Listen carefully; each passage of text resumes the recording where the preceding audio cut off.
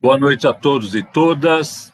Estamos aqui de volta com as nossas lives, depois desse período eleitoral que impediu que a gente fizesse algumas lives por conta de toda a campanha.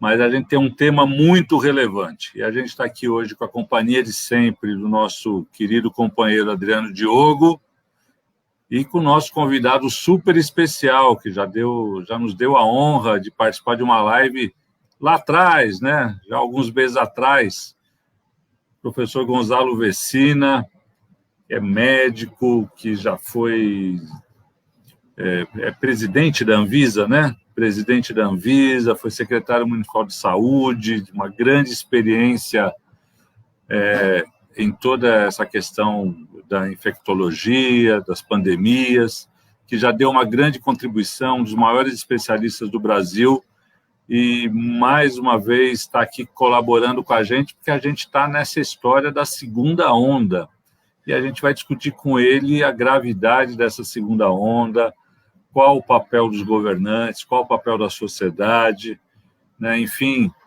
e todos os dados técnicos, né? Técnicos que nos interessa qualificar o debate. Daqui a pouco vai estar com a gente o Zaratini, nosso deputado, que também a sua página transmite, a minha página, a página do Adriano Diogo, e também a companheira Lucy, que é lá da Gazeta de São Mateus, que também vai estar aqui com a gente para conversar com o professor Gonzalo Vecina. A gente já tem bastante gente nos acompanhando, e eu queria pedir para o nosso querido amigo Adriano Diogo para dar o início aqui aos trabalhos, fazendo a apresentação do professor Gonzalo Vecina, e já a primeira questão para ele. Professor, quando se falava da segunda onda chegando na Europa, a gente não acreditava. Aí veio toda aquela expectativa das vacinas, né? O governador hoje anunciou um plano de vacinação, mas parece que a coisa depois das eleições voltou, né? Ou quer dizer, estava escondida, não se sabe. Como é que está a situação, professor Gonçalo Vecina? Bom, primeiro, boa noite a todos que nos assistem e, particularmente, uma boa noite muito afetuoso aqui ao Donato e ao Adriano, que são duas pessoas que eu admiro muito, que têm uma participação, uma contribuição muito grande para a nossa cidade, para o nosso país.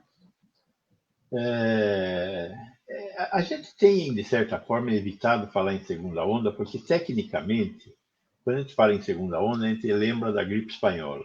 Na gripe espanhola, nós tivemos uma onda, e aí nós tivemos uma mutação no vírus, e foi essa mutação do vírus que deu origem à segunda onda, e que foi mais grave do que a primeira. No nosso caso, o vírus não mudou, ele continua sendo base, ele tem pequenas mutações no seu ciclo genético aí, mas ele praticamente não mudou. O que aconteceu foi que nós tivemos um número de casos que nós conseguimos mais ou menos achatar, e na maior parte do Brasil nós não chegamos a ter colapso de hospitais, e aí a segunda onda começa a baixar, e aí começa a haver um relaxamento provocado pelas ordens dos nossos dirigentes, né? O dirigente federal nunca se preocupou com isso, porque o dirigente federal várias vezes já deixou claro que ele não acredita em distanciamento social, isolamento social. Ele teve o tempo todo um comportamento negacionista em relação ao vírus, à doença e às consequências da doença. As consequências da doença estão aí: 170 mil mortos que não deveriam ter morrido. 170 mil pessoas que morreram e não deveriam ter morrido. Esse é o ponto, né? Então, o governo federal não participou disso. Os governos estaduais, em maior ou menor grau, resolveram tomar medidas para reduzir o número de encontros que as pessoas, que os seus cidadãos têm. Reduzindo o número de encontros, nós reduzimos o número de casos. Nós temos uma memória muito pequenininha, mas é só a gente lembrar do que era a nossa cidade aqui há 4 meses atrás. Estava vazia. Você andava em qualquer hora do dia vazia. Hoje você não anda em lugar nenhum da cidade sem muita gente. O que é isso? Isso são os tais dos planos de flexibilização. Se fez muito plano e se utilizou mal os planos. Essa coisa de verde, amarelo, azul, essa confusão de cores aí, e o que aconteceu foi que nós abrimos o que nós não deveríamos abrir. Como é que é uma academia de ginástica? A academia de ginástica é um lugar onde você não tem ar natural, você tem ar-condicionado. Na academia de ginástica troca o ar? Não troca o ar, porque trocar o ar custa caro, então você se recircula o mesmo ar. Nós estamos tratando de uma doença de veiculação aérea. O que faz a gente se infectar são gotículas que saem da boca. Quando falamos, tossimos e espirramos. Boca e nariz. Isso vira um aerosol que fica um tempo no ar. E depois cai na superfície. Quando a gente põe a mão naquela superfície e põe a mão na boca, nariz ou olho, se contamina. Ou a gente se contamina atravessando o aerosol. Se passar no aerosol sem óculos, entra gotícula no olho. E é por aí que a gente se contamina. Então, a academia foi um erro a permitir a abertura, exceto aquelas que pudessem funcionar ao ar livre ou então em salões arejados. Restaurantes fechados, sem ar-condicionado, sem circulação de ar, com ar-condicionado split, está errado. Os shopping centers, com a frequência que foi permitida, porque agora liberou geral o shopping center, não tem mais controle de quantidade de pessoas dentro, não está se pensando mais em distanciamento social. Está errado. Cinema, não podia ter aberto cinema não tem como funcionar, porque não tem como ter ar circulando. Todos esses locais, templos e igrejas, não devia ter permitido. Né? Então, por outro lado, temos que ainda, eu acho que nós vamos ter oportunidade na live aqui de fazer isso, discutir a questão das escolas. Mas, de qualquer forma, toda essa liberalidade criou nas pessoas um clima de que acabou.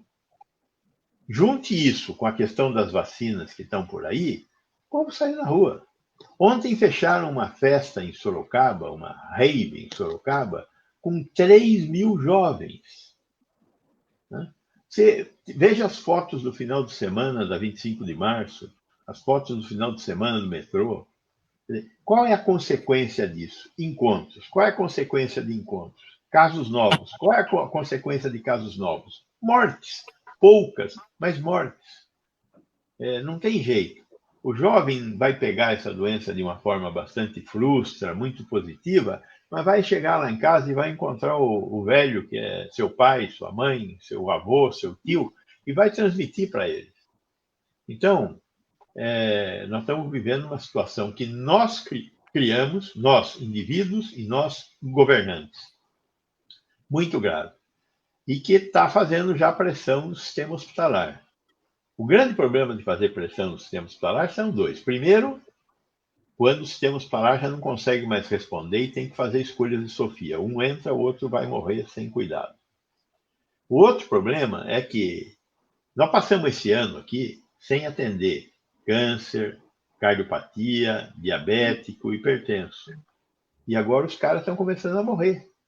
Por quê? Porque os seus casos não foram vistos, acompanhados. Né?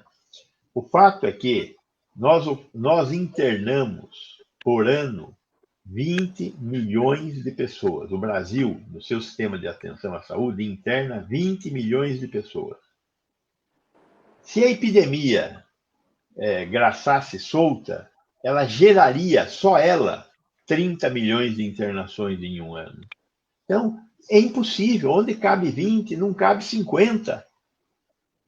É impossível. Então, temos que manter sob controle a nossa epidemia, porque senão não vai ter jeito.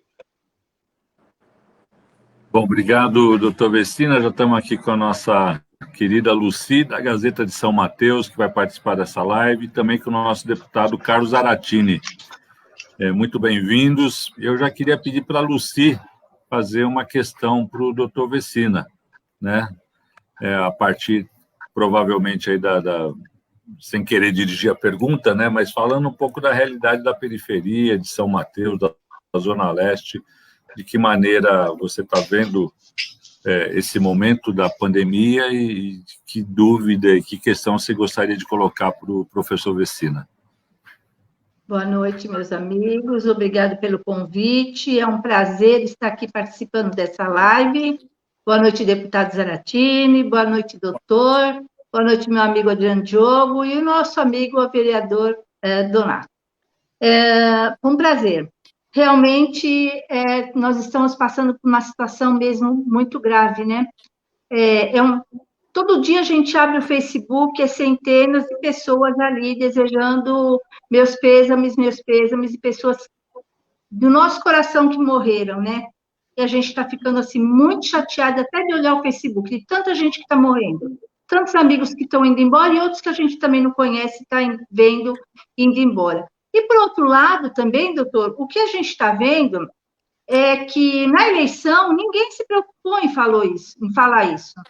As eleições foram feitas, todo mundo correu trecho e mais trecho em todo lugar, todo mundo junto, todo mundo misturado, e agora está aí, né? Agora abriu-se o leque, porque estava tudo escondido, tudo embaixo do tapete, né? Então, agora está vindo à tona as mortes, o contágio com todo mundo. E outra coisa que a gente tem visto também, que está lamentável, o povo não está se conscientizando. Eles não querem entender que realmente o vírus está aí, que a doença está gravíssima, pior do que estava, talvez, né? Pelo que a gente está vendo. E a gente, por onde anda, tem um tumulto de gente. Por onde a gente anda. Isso daí é doloroso, a gente não sabe nem o que fazer, nem o que falar, né, doutor? Porque nós sabemos, todos nós temos que se cuidar. É a máscara e o álcool gel e não estar aglomerado com ninguém. O distanciamento é que é o importante. E que nós não estamos vendo isso. Parece que o povo cansou, parece que o povo acha que é mentira, parece que o cidadão acha que com ele não vai acontecer. Tá sério. Eu gostaria que o senhor falasse um pouquinho a respeito da falta de conscientização da população. Bem, primeiro, boa noite ao nosso deputado Zaratini, um prazer estar aqui com você também, e com a senhora, dona Lucy, também é um prazer estar com a senhora. Né? Eu acho que temos duas responsabilidades. Tem uma responsabilidade que é dos indivíduos, como a senhora colocou, nós temos que colocar na balança, mas tem uma responsabilidade que é dos governantes. Né? E é uma responsabilidade dos governantes que são negacionistas, como é o caso do presidente, como é o caso do ministro da Saúde. O ministro da Saúde foi na reunião do Mercosul e falou na reunião, olha, distanciamento está provado que não funciona, é impossível, né? O outro presidente vai e fala, olha, só falta derrubar um mito, é o mito da máscara. Pelo contrário, né? O mito da máscara não é mais mito, é uma verdade científica, comprovada e demonstrada. Não me protege, mas te protege. Temos que usar máscara. Né? Então, tem uma responsabilidade que é individual, mas tem uma responsabilidade que é de governantes. Né? Essa responsabilidade dos governantes federais são negacionistas e outros negacionistas que existem por aí, e a responsabilidade dos que não se comportaram de maneira adequada nessa pandemia. Eu acho que a democracia, o exercício do voto em 2 turnos, exigiu de nós assumir alguns riscos. Eu mesmo acho que a gente assumiu corretamente o risco. Nós não podíamos deixar de ter eleições. Eu, pessoalmente, acho que nós tínhamos que ter eleições. Com o máximo cuidado possível. Eu acho que o conjunto de cuidados que o Tribunal Superior Eleitoral teve foi muito adequado. Agora, na campanha, a gente exagerou um pouco. Né? Então, teve ajuntamento, teve aglomeração, teve falta de distanciamento social e, principalmente, quando o número de casos começou a subir, uns 20 dias, nós já tínhamos que ter fechado a cidade. Mas nós não fechamos. Né? Não fechamos para não causar perda de votos. Basicamente é isso, não causar perda de votos. Tínhamos que ter fechado bares, fechado restaurantes, fechado academias, limitado o uso do shopping center. Eu acho que nós aprendemos algumas coisas e penso que vai ser, a não ser que aconteça uma coisa ruim, que é um desastre sanitário, eu não acredito que a gente tenha que voltar a pensar em lockdown, ou seja, fechar tudo e impedir as pessoas de irem a outros lugares, como a Europa fez. O que aconteceu na Europa é fruto da volta das férias, não tenho a menor dúvida disso. É fruto de relaxamento, não tenho a menor dúvida disso. Então, não tem milagre nesse aumento do número de casos.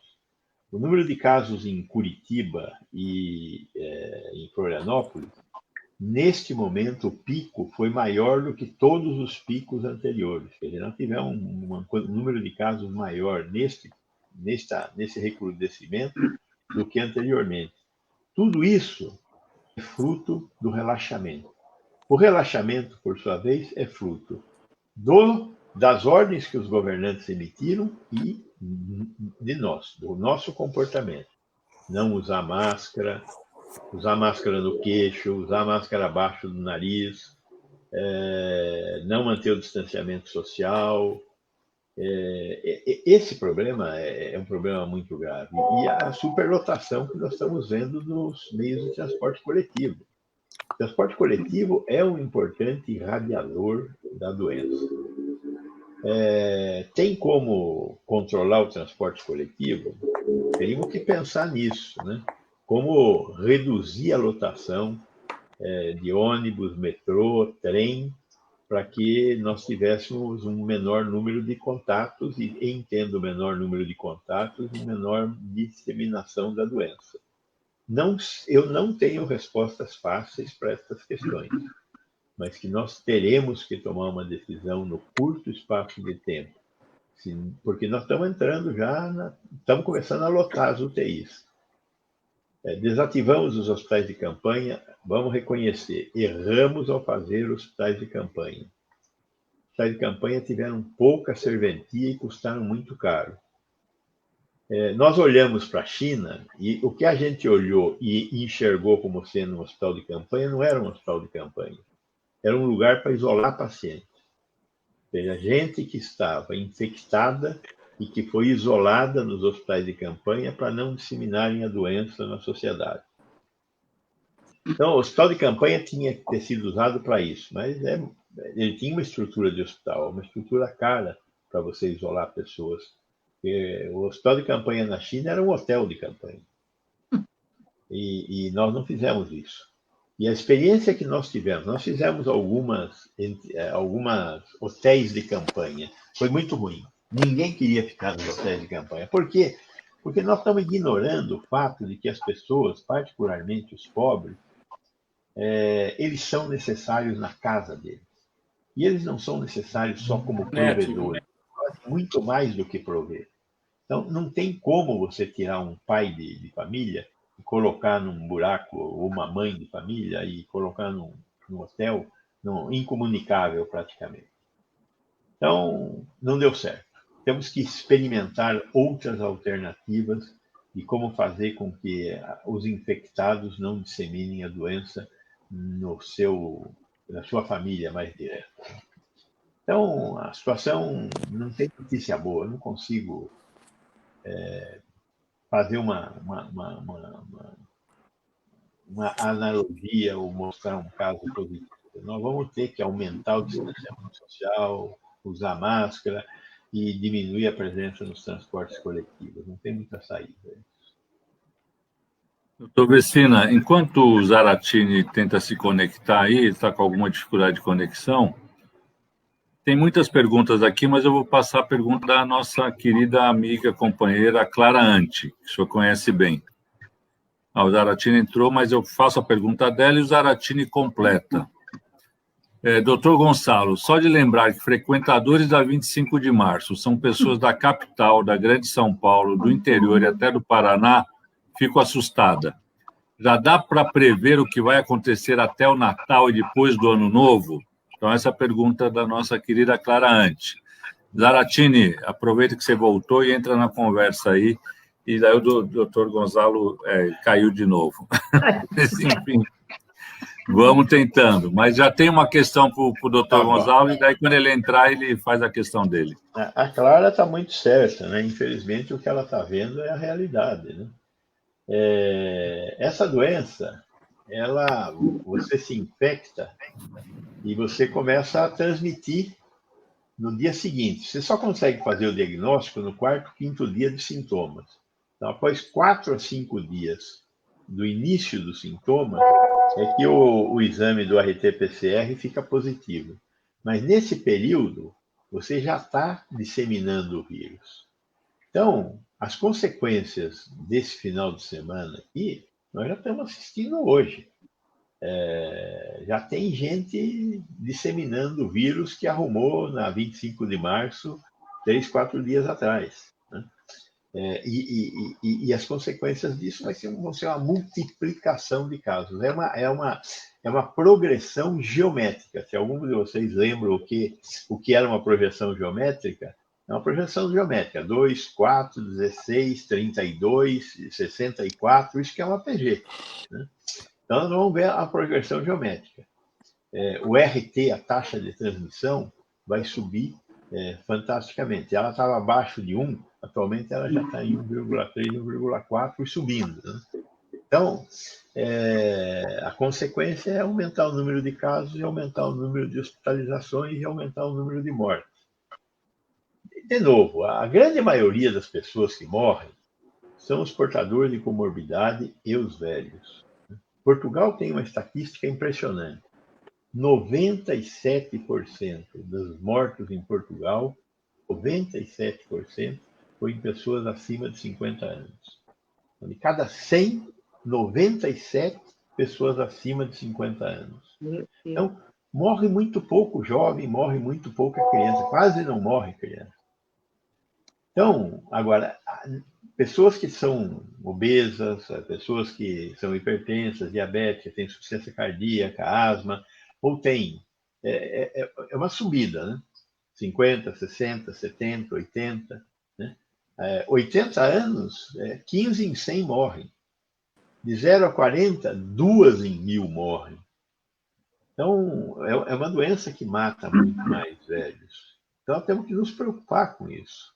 Então, você, o jovem que sai na rua, que vai se divertir, até não estou querendo proibir isso. O que eu acho é que você devia tomar cuidado para não aglomerar, não juntar gente, né? 5, 6 pessoas no máximo, com distanciamento. Juntou, como acontece que a gente vê aí na rua, na Vila Madalena, ali do lado do Mackenzie, ou lá no Leblon, no Rio, é um desastre. E lembre-se, você vai voltar para casa. E ao voltar para casa, você vai levar o vírus para os seus entes queridos. E se você tira de letra esta doença, seus entes queridos não tirarão. Doutor Gonzalo, Adriano, quer fazer alguma questão? Porque eu gostaria que o senhor falasse um pouquinho também agora dessa dificuldade da testagem, né? Porque está demorando muito e como isso impacta no controle da doença. Adriano, quer aproveitar e já fazer uma questão também? Som. Falta o som, Adriano. É uma pergunta que a Lucy tem falado muito. É isso que eu ia falar. Porque, primeiro veio aquela notícia, eu já te passo. Primeiro veio aquela notícia do Ministério da Saúde que ninguém entendeu, que ele ia prorrogar o prazo de validade do teste, uma confusão que ninguém entendeu nada. Agora, nós que vivemos na periferia, no meio popular, está todo mundo atrás de teste. Eu até queria que a Lucy já emendasse a pergunta dela. Então, a respeito do teste, nós temos recebido algumas reclamações aqui de pessoas doentes que foram diagnosticadas com Covid, fizeram o teste, aí vai o médico deu 7 dias de afastamento do trabalho, né? E o resultado não saiu. Aí a pessoa ficou desesperada, que fazia da vida, porque voltava a trabalhar, ia no médico, ia ser atendida, não ia ser atendida, sabe? Aquele desespero, que, segundo informações que nós temos, que está demorando 15 dias para sair um teste, um resultado. E aí, como fica a população nesse meio todo? É aquilo que o senhor falou, doutor. Nossos governantes não estão dando a atenção necessária que a população precisa. E a população está assim, elas estão desgovernadas. Elas não estão acreditando mais em nada. É aquilo que o Adriano falou. Tanta confusão, tanta informação errada que chega, que qual é a verdade? Acreditar em quem? Quem está falando a verdade? Por isso que a população está assim, largada, não estão nem aí, e o vírus está tomando conta, né? O governo do estado de São Paulo tinha conseguido resolver a questão dos testes com a criação de uma plataforma no Butantan. Essa plataforma do Butantan desenvolveu uma capacidade de realizar 10 mil testes dia, que junto com o Adolfo Lutz, que fazia mais uns 2, 3 mil exames dia, conseguiram equilibrar. Eu não sei o que aconteceu com a plataforma do Butantan, mas ela, de alguma forma, deve ter caído. Por quê? Porque nós não estamos conseguindo dar vazão e nós criamos uma bruta fila. Essa entrega de 7 a 10 dias de atraso é um atraso de fazer os exames. Você não consegue... Nós aumentamos a solicitação, o número de casos pedidos, principalmente no município de São Paulo. Você aumenta o pedido de casos, e aí esses pedidos chegam nas plataformas que fazem o sequenciamento e não estão encontrando vazão. O Brasil conseguiu melhorar muito a sua capacidade de fazer testes, porque a Fiocruz inaugurou uma central de testes em Fortaleza, com 10 mil testes dia, uma central no Rio de Janeiro, com 15 mil testes dia, uma central em Curitiba, com 5 mil testes dia. E o Ministério da Saúde comprou capacidade de 10 mil testes dia no laboratório privado aqui em São Paulo, DAS. Agora, o que acontece é o seguinte: você vai na unidade básica, a unidade básica faz a coleta do exame, lá, passa o cotonete no nariz e na boca, põe no tubo de ensaio e manda o tubo de ensaio para um laboratório, que é o laboratório que foi designado para aquela unidade básica. Chega lá e ele entra numa fila. E nessa fila, aqui em São Paulo, ele não está andando. Em outros locais, esses outros locais que eu falei, Rio, Curitiba e Fortaleza, a fila está andando. Aqui em São Paulo, tem alguma coisa que está acontecendo que nós não sabemos o que é. Precisava ter a presença do governante explicando. O Dimas Covas tinha que dizer: olha, aconteceu que quebrou uma máquina, qualquer coisa assim, aconteceu, pode acontecer. Mas tinha que explicar por que está havendo atraso. E não está explicando. A outra questão são os testes do Ministério da Saúde. Os testes do Ministério da Saúde, eles não são lidos em uma parte dos equipamentos que estão instalados. Eles só são lidos em uma outra parte dos equipamentos. Ou seja, o futuro dos testes do Ministério da Saúde, se você der mais, sei lá, 4 meses de vida para ele, como as máquinas que fazem a leitura dos testes do Ministério... O Ministério da Saúde tem 8 milhões de testes. As máquinas que usam esse teste que o Ministério tem estocado, leem, quando muito, 10 mil testes. Então, nós estamos falando de 800 dias. Então, esqueça, esses testes vão apodrecer. Não tem saída. Só que o Ministério tinha que assumir, disse, olha, esses testes foram comprados errados. Porque foram comprados errados. Não vão ser usados. Desculpem. Vamos descobrir quem errou. E vamos pedir para que pague ou que vá para a cadeia. Sei lá, o que vocês quiserem. Mas teve um erro na compra dos testes. Temos que assumir o erro e parar de enrolar. Porque é só passar vergonha cada vez que aparece o Pazuello tentando explicar por que isso, por que aquilo, o Ministério, não sei o quê. Esse troço foi comprado em março, em abril, maio. Tinha-se muito menos informação do que tem hoje. Não tinham as centrais de Fortaleza e do Rio instaladas. Então, teve um erro, né? O que nós temos, então? O que nós temos que fazer agora? Neste momento, o Butantan em São Paulo, o Butantan tem que voltar a ativar a sua plataforma, que deu uma solução lá atrás. O que não tem cabimento é acontecer isso que a senhora mencionou. Quer dizer, o sujeito tem o bicho, fica 7 dias afastado, o correto seria 14 dias de afastamento, que é o tempo que a gente considera razoável, é 14 dias. E hoje a regra é, se ficar 14 dias afastado, nem refaz o PCR. Só fez aquele lá na frente, deu positivo, ficou 14 dias afastado e vamos em frente. Mas, neste caso, nem soube do resultado do primeiro teste. Quer dizer, Exatamente. todo mundo que tem hoje um estado gripal, a suspeita, até prova em contrário, que é o RT-PCR negativo, é que ele está com Covid. Pode ser uma gripe? Pode ser uma gripe. Mas hoje, a padrão ouro é: está resfriado? É Covid. Até RT-PCR negativo. Então, é dessa forma que nós temos que agir. Zaratini, acho que agora você estabilizou aí, né? Está com o celular, pelo visto. Então, você quer fazer uma questão aqui para o nosso grande professor Vecina?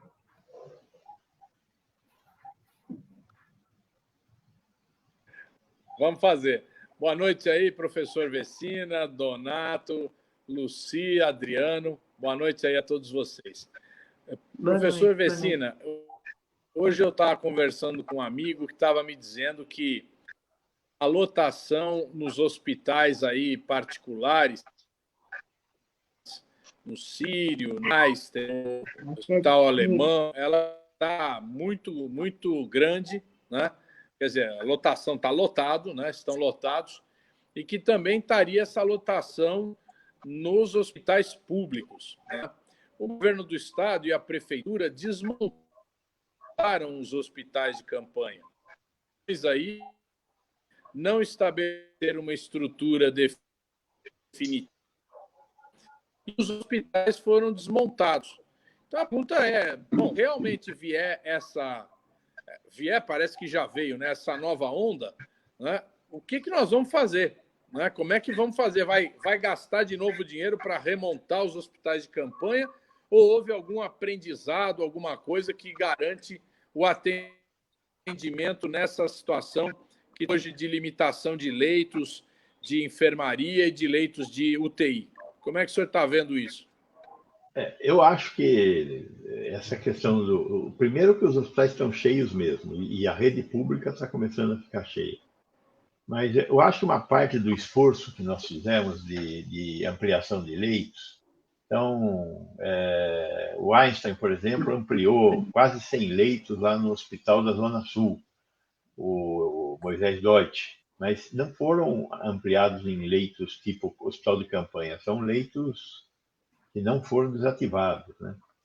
O HC tinha expandido bastante a UTI, o Hospital de Cotia, o Hospital de Tapicirica, aumentaram leitos de uma forma não hospital de campanha. Então, onde houve transformação de leito e houve desativação dessa transformação, nós temos que destransformar. Está na hora de destransformar. E é bem mais fácil fazer isso. Eu não me mobilizaria na direção dos hospitais de campanha, eu me mobilizaria no sentido de garantir que estes hospitais normais do estado e do município, fossem transformados o mais rápido possível em hospitais Covid. É lógico que não dá para deixar de atender o não Covid, né? Nós vamos continuar. Se a economia não for desativada, nós vamos continuar a ter acidente de trabalho e acidente de trânsito. O que ajudou muito a gente lá atrás foi a queda do número de acidentes de trânsito e de acidente de trabalho, porque reduziu a atividade econômica muito violentamente na cidade. Então, se nós não conseguirmos diminuir a atividade econômica, nós vamos continuar com duas portas de entrada, a porta Covid e a porta normal. E aí o sistema de saúde não vai aguentar, não tem jeito. Tem que diminuir uma das duas portas. Ou eu consigo diminuir a porta Covid, diminuindo o número de encontros que as pessoas têm na sociedade, ou eu consigo diminuir um pouco o número de encontros e diminuir trânsito, diminuir outras fontes de geração de doenças. Porque senão o desastre é perceptível, nós vamos ver o desastre acontecendo.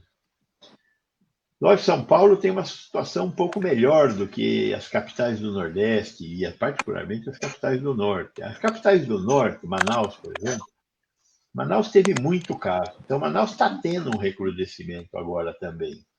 Mas ele é menos importante do que o que nós temos no Sul. No Sul, nós estamos tendo picos maiores do que os outros. Então, Curitiba e Florianópolis, já falei isso aqui, está tendo pico mais alto do que os mais altos de antigamente.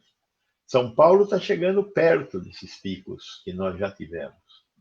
E, com isso, o número de casos aumenta. Né? Nós conseguimos hoje tratar melhor, sabemos tratar, etc., mas não dá para relaxar. É muito perigosa a situação que nós estamos vivendo por conta da falta de teste, por um lado, e por conta da desativação de leitos que foi realizado dos leitos dos hospitais de campanha. Acho que os hospitais de campanha têm uma contribuição pequena a dar. É uma lição a ser aprendida. Mas os leitos que nós transformamos, esses são importantes e, se foram desativados, devem ser reativados. Professor Vecina, e vamos falar no assunto do momento aí, a vacina. O que o senhor pode nos falar sobre a vacina? Tem uma perspectiva positiva, continua a briga política, enfim.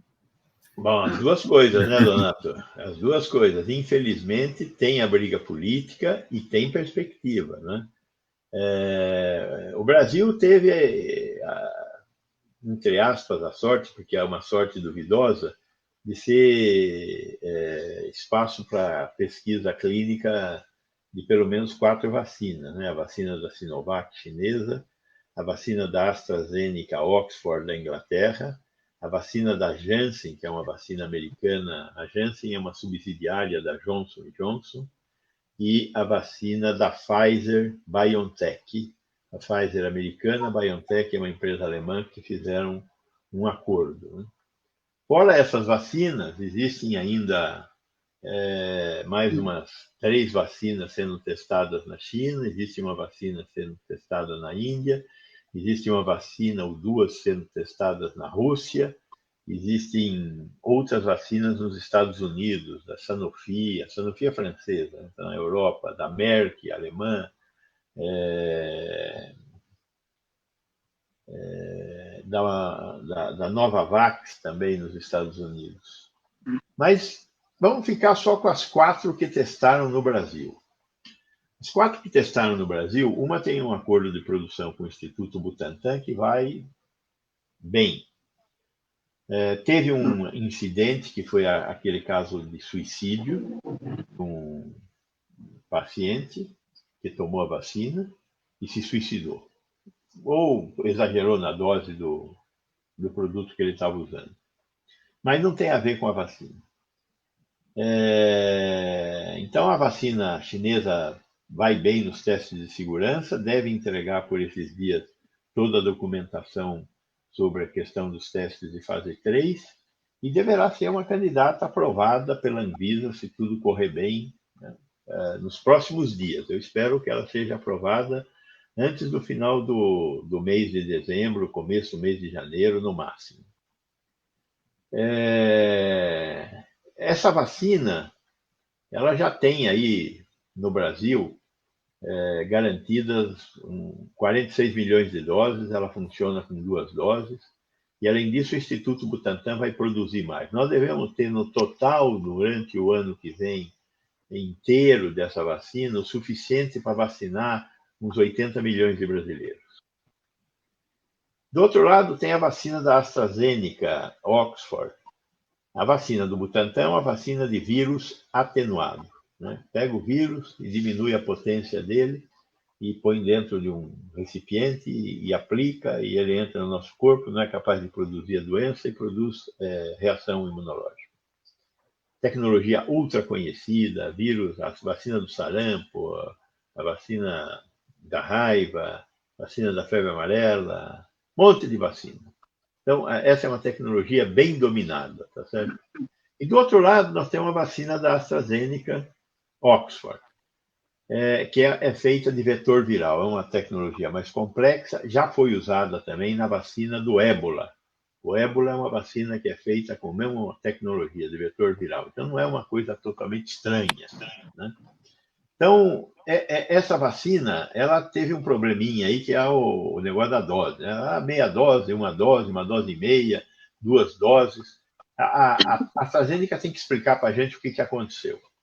Mas, enquanto não explica, a agência não pode aprovar essa vacina. Então, ela tem que explicar isso. E aí, ela também tem aí umas 40 milhões de doses já entregues para a Fiocruz, ou em processo de entrega, e no ano que vem ela tem condição de entregar uma quantidade suficiente para vacinar aí mais uns 80 milhões de brasileiros.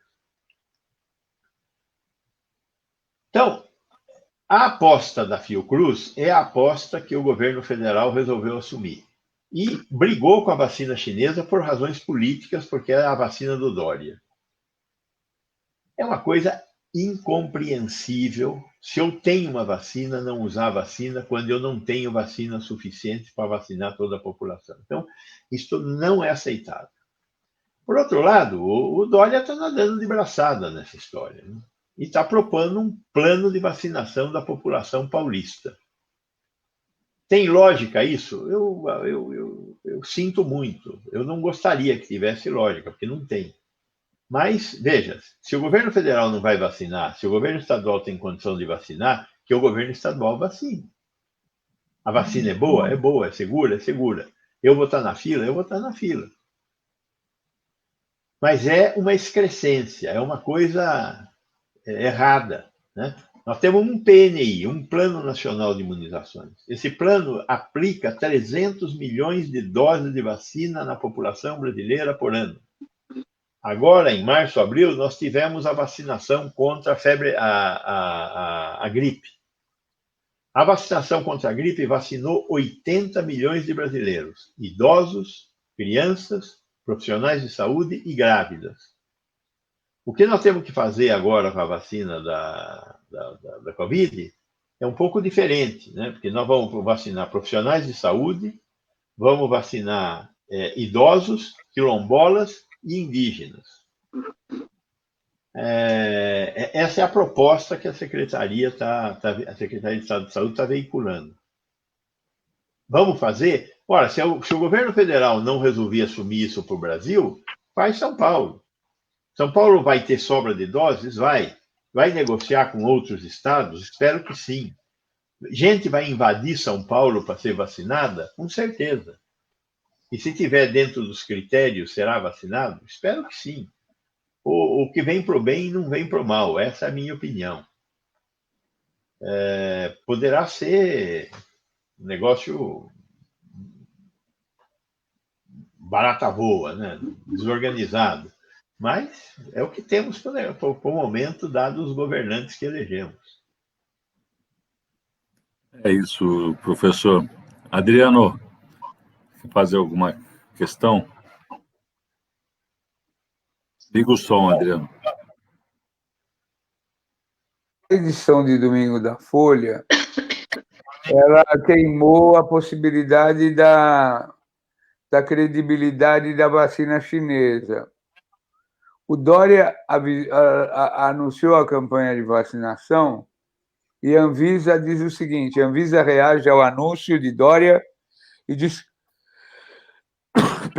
e diz que faltam muitos passos para aprovar o Coronavac, né? Então está tendo um excesso de... O governador da Bahia comprou as geladeiras para comprar aquela da Pfizer, aquela de baixíssima temperatura. Quer dizer, o governo federal desorganizando, os governos estaduais tentando fazer. Como é que o senhor vê essa situação, professor? E a Folha de São Paulo, na abertura, na capa, na notícia principal, jogou uma dúvida para a população que a vacina não é confiável. Coisa, como é? Eu nunca vi isso na minha vida. O senhor foi da Anvisa, né? O Paraná está se debatendo com a vacina russa. Parece que a vacina russa começou essa semana para funcionários públicos. Né? O mundo inteiro comprando, estocando, comprando seringa.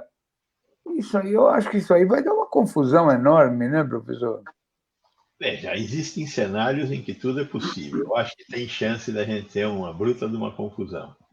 Agora, primeiro, a vacina chinesa, entregando toda a documentação da fase 3 na Anvisa, ela tem que simplesmente aguardar a Anvisa se manifestar.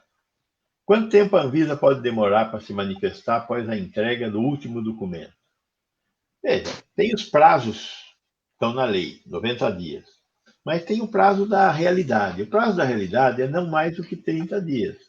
Então, de fato, a Anvisa tem que se manifestar em 20, 30 dias, entregues todos os documentos necessários, estando eles de acordo. O resto é pressão da sociedade sobre a Anvisa. Não é a pressão política do governo do Estado de São Paulo, é a pressão da sociedade. A Sinovac fala para o Butantan, a documentação toda. O Butantan vê aquela documentação, entrega e fala, olha, não falta mais nada. De acordo com a lei, tudo que tinha que ser entregue está aqui. A Anvisa tem que aprovar. Né? Feita a aprovação, pode começar a vacinar. Antes de aprovar, não pode começar a vacinar. Não, tem um ordenamento jurídico aí. O Dória não pode falar as bobagens que ele falou. A lei da emergência sanitária de fevereiro deste ano permite a compra de produtos sem registro por causa da falta no mercado brasileiro, mas ela não permite o uso de produtos sem registro na situação da vacina. Então, a lei da emergência sanitária é uma coisa que o Dória andou falando da lei da emergência sanitária. Na minha opinião, não sou jurista, mas, enfim, eu não entendo da forma como ele está lendo a lei da emergência sanitária. Tem que ter aprovação da Anvisa, e a Anvisa tem que aprovar. E eu acredito que a Anvisa, particularmente seus servidores, de tudo vão fazer para cumprir com as suas obrigações.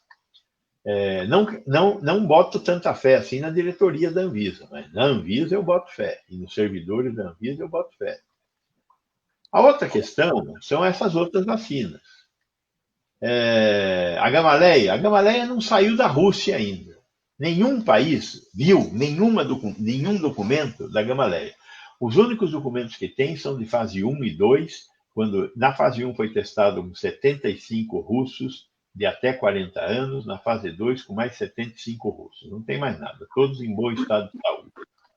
Fora isso, não tem. Então, a Gamaleia tem que andar muito para oferecer para a gente algum tipo de prova de que eles têm uma vacina. A vacina da Pfizer, tudo indica que é uma vacina excepcional. Precisa do menos 80? Precisa. Não precisa comprar freezer, ninguém precisa comprar freezer. Porque ela já descobriu, ela já oferece uma solução. Qual é a solução que ela oferece? O produto vai sair lá dos Estados Unidos, a Pfizer tem 5 fábricas, 3 nos Estados Unidos e 2 na Alemanha. Essas 5 fábricas têm capacidade de produzir 1 bilhão e 300 milhões de doses, que é o que vão produzir o ano que vem inteiro. Produz, sai da fábrica a menos 80 graus, em um container com gelo seco. Esse container com gelo seco tem que ter trocado todo o gelo seco de 5 em 5 dias. E ele pode ficar 15 dias nessas condições. Depois a vacina deve ser retirada do gelo seco e colocada num refrigerador normal, de 2 a 8 graus. E aí ela deve ser aplicada. Eu, com os parcos entendimentos de logística que eu tenho, eu consigo enxergar esse container da Pfizer chegando em qualquer local do país, até no Amazonas. Na porta de uma geladeira convencional, onde vai ficar mais 5 dias. E a população sendo convocada para ir receber a vacina nesses 5 dias. Chegando lá e tomando a vacina. Sem precisar de freezer menos 80. Só com a minha inteligência estratégica eu consigo ver isso. Não precisa comprar Pfizer menos 80. Compra a vacina. Então, o governo da Bahia quer fazer um acordo com a Pfizer, compra a vacina. O governo federal devia ter comprado a vacina. Até agora não anunciou que vai comprar. Ah, mas eles não vendem 100 milhões de doses. Eu quero comprar de 100 milhões para cima. Quanto eles vendem? Ah, vendem 1 milhão. Olha, eu acho que 1 milhão já é uma quantidade que eu deveria comprar. Vai salvar pelo menos os quilombolas, se for o caso. Então, o governo federal não pode ter essa atitude de apostar em um cavalo só, como ele está fazendo. É um erro estratégico esse. Então, tem que fazer aposta na AstraZeneca? Tem que fazer, mas tem que fazer aposta também na Sinovac, tem que fazer aposta também na Pfizer, tem que chamar a Janssen e falar, ó, quanto você vai colocar aqui no Brasil? O preço preços são diferentes. A da Pfizer custa $19,50. A da AstraZeneca custa $3. É uma diferença grande de preço. Mas é o que temos. Não dá para discutir esse negócio de preço assim, desse jeito. Né? O que nós tínhamos que ter conseguido era ter uma fábrica que. Uma capacidade científica que fizesse vacina aqui, que pesquisasse vacina aqui. Estamos perto disso. Mas nós abandonamos os institutos de biotecnologia, nós abandonamos a Fiocruz, nós abandonamos o Butantan. Né? Tanto é que tanto o Butantan quanto a Fiocruz, para conseguir fabricar essa vacina aqui no Brasil, precisam fazer um investimento da ordem aí dos 200 milhões de reais. Por quê? Porque faltava dinheiro também. Nós paramos de fazer a vacina da difteria no Butantan. Por quê? Porque a fábrica não tem mais condições de passar numa inspeção. Então, a Fiocruz está lá com um projeto de uma grande fábrica de imunobiológicos, mas precisa de 500 milhões para fazer a fábrica. O Brasil parou de investir nas suas empresas de biotecnologia nos últimos 5, 6 anos. Nós produzimos vacina do BCG. A vacina do BCG é a vacina da tuberculose. Bacilo de Qualmette-Guerin. Nós temos uma fábrica no Rio de Janeiro que só produz isso. Essa fábrica está fechada há 3 anos. É uma fábrica privada, a Fundação Ataúfo de Paiva. Era uma boa fábrica, mas foi desatualizando. E aí fechou porque não passava mais em inspeção da Anvisa. Precisava investir lá 80 milhões de reais para ela voltar a fabricar. Estamos importando o BCG. Até o dia em que o fabricante de BCG tiver um problema e não tiver mais para vender, nós vamos parar de vacinar contra a BCG. Então, está errado. Nós temos que ter uma política de investimento em imunobiológicos. Né? Este momento é a hora da gente conversar sobre as vacinas da Covid e de uma política de investimento em produção de imunobiológicos no Brasil. Mas, para isso, precisa ter governo, precisa ter inteligência, precisa ter umas coisas que estão em falta, sabe? Eu só queria completar, só mais uma, Donato. Agora, na cabeça aqui da UOL, está dizendo também que vai ser suspensa toda a testagem de AIDS e hepatites, que acabou o estoque. Olha, pode ser que sim, pode ser que não. Hoje também saiu uma notícia de que, eu acho que talvez você tenha tido oportunidade de ver, que saiu nas redes sociais e pipocou nas redes sociais, que nós íamos acabar com os centros de tratamento de doenças mentais. Né? Ia fechar os CAPs, os Centros de Atendimento Psicossocial de Álcool e Drogas, enfim, todos eles. Só que é fake. Né? Eu entrei em contato com o CONAS falou, não, isso é bobagem, é alguém que está querendo... Então, eu não tinha visto essa que você falou da AIDS. Está aqui na UOL agora, abri na UOL. Pois é, tem cheiro de que alguém que está querendo criar algum tipo de constrangimento. Entendi. Parece que é para o governo federal, mas na verdade não deve ser para o governo federal. É aquelas que bate e volta na bunda da gente. Entendeu? Entendi. Então precisa confirmar. Quer dizer, é tão idiota você suspender teste de carga viral de AIDS e hepatite. É uma rede de 60 laboratórios que funcionam muito bem no Brasil inteiro. É tão idiota fazer isso que eu acho que cabe perguntar se esse governo é tão incompetente assim a ponto de fazer isso. Pode ser. E se for, nós temos que gritar e exigir que o Ministério Público se coloque frente a isso. Porque o Ministério Público serve para isso, para restabelecer condições adequadas de vida da população. É ele que é o guardião da democracia, não é? Então, vamos pôr o Ministério Público para isso. Vamos chamar aí o doutor Arthur. Doutor Arthur, aqueles caras lá estão fazendo isso, tá certo? Ou vamos chamar a ordem eles? Não dá para aceitar essas coisas pacificamente. Então, vamos analisar direitinho e não vamos cair em casca de banana, como a gente já quase caiu nesse negócio dos CAPs. Bom, professor, a gente combinou com o senhor o horário de 1 hora, então queria pedir para a Lucy fazer uma última questão para a gente, enfim, ter a sua resposta e aí já o encerramento, já que o horário combinado com o senhor é uma entrevista de 1 hora. Então, Lucy, com a palavra. Bom, o nosso doutor Vecini aí, na realidade, ele fez um raio-x da situação como está, né? Nós realmente estamos, assim, numa situação meio sem pé e sem cabeça, né? A gente não sabe como sair, nem como resolver.